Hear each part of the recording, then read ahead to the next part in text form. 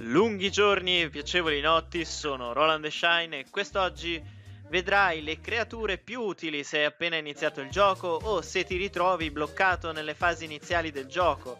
Queste creature non sono creature che hanno caratteristiche eccezionali, ma hanno meccaniche molto interessanti che ti permetteranno di progredire speditamente all'interno del gioco. Sono state selezionate perché facilmente reperibili, gran parte è direttamente farmabile, mentre la parte restante è ottenibile tramite l'evocazione da pietre dell'anima minore. Ben presto, progredendo nel gioco, ti accorgerai di averne duplicati di queste creature. Uno dei primi ostacoli nelle fasi iniziali del gioco è quello di raggiungere dei dungeon di difficoltà elevata che permettono di farmare dei glifi di alta qualità, epici o leggendari. Il gioco si basa praticamente tutto sulla qualità dei glifi, quindi è fondamentale riuscire a progredire a questi dungeon. E la tecnica che sta avendo più successo nei giocatori di early game è quella di costruire dei team molto resistenti e veloci che abbattono gli avversari con il veleno. Il successo di un team dipende dalle meccaniche dei mostri che lo compongono, quindi anche se trovi una creatura eccezionale, non implementarla nel tuo team e non investire risorse se non porta nessun beneficio al tuo team. Implementa solo le creature che hanno meccaniche utili per il tuo team, altrimenti stai perdendo tempo e progredirai più lentamente. Una delle creature con meccaniche più interessanti per team iniziali è l'uccello arcano, che serve nel vostro team per mitigare tutti i danni degli avversari e proteggere i vostri alleati. In sostanza, con la terza abilità rallenta i nemici, facendovi guadagnare tempo in turni sugli avversari, e come se non bastasse, questa abilità addirittura protegge gli alleati del 40% dei danni subiti. La seconda abilità invece riduce l'attacco del 50% di tutti i nemici, quindi ha non uno, non due, ma ben 3 strumenti di mitigazione del danno. Inoltre, se già la sua utilità intrinseca non bastasse, una volta evoluto c'è la possibilità di ottenere la prima abilità che lo cura del 10% ogni volta che attacca, rendendolo molto autosufficiente. La seconda unità che vedi è il Golem d'aria ed è un ulteriore rafforzamento al tuo team. Questa creatura ha capacità difensive eccezionali grazie alla sua seconda abilità, che va a rafforzare la difesa dei tuoi alleati del 60% per 2 turni e inoltre ne aumenta le cure ricevute. Inoltre questa abilità ha un tempo di recupero ridicolo. Appena la potenzi avrai sempre attive queste difese per il tuo team. Lo puoi ottenere sempre nelle isole frantumate, nei livelli avanzati della città sommersa. Anche qua basta rifare questi livelli un po' di volte per avere la certezza matematica di trovarlo. La prossima creatura che stai vedendo è la ninfa d'acqua ed è un ottimo curatore iniziale, perché con la seconda abilità va a curare tutto il team con un tempo di recupero molto ridotto e delle cure discrete.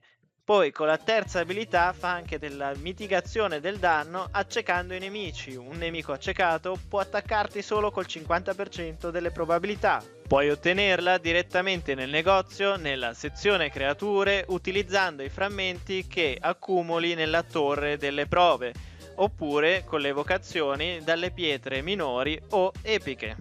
La prossima creatura è l'unicorno d'aria ed è una creatura con meccaniche molto utili per quelli che sono i livelli avanzati dei dungeon dei glifi. Ad esempio, con la seconda abilità va a impedire di ricevere effetti benefici al nemico. In particolare è utile contro il boss del dungeon Ira, gli impedisce di mettersi lo scudo ogni volta. Con la terza abilità va a rimuovere gli effetti nocivi dal tuo team e aumenta la velocità del tuo team per 2 turni, facendoti guadagnare ulteriori turni sui nemici.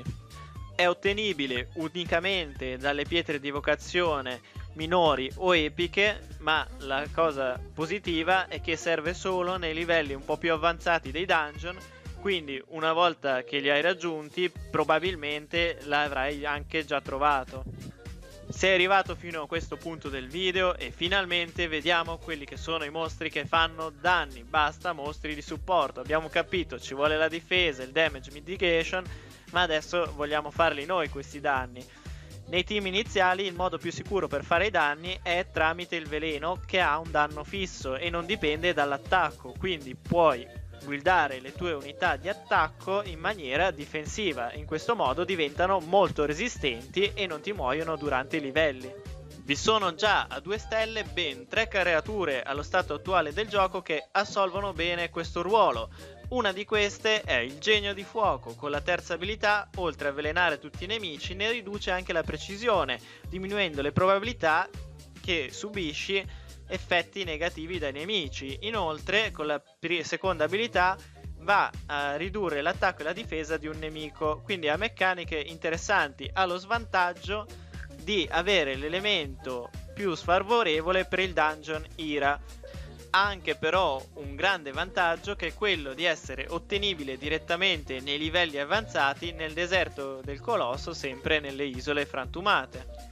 Le prossime creature che vediamo puoi ottenerle solamente dalle pietre di evocazione minori o dalle pietre di evocazioni epiche. La prima di queste è il Basilisco di Terra, è un ottimo avvelenatore perché con l'abilità che avvelena, la terza, ha dei tempi di recupero inferiori rispetto agli altri 2 concorrenti. Con la seconda abilità inoltre può bloccare il nemico per un turno pietrificandolo. Per concludere, vediamo l'Assassina d'Aria, è un'altra ottima unità, in particolare perché avendo l'elemento aria è ottima per il dungeon ira.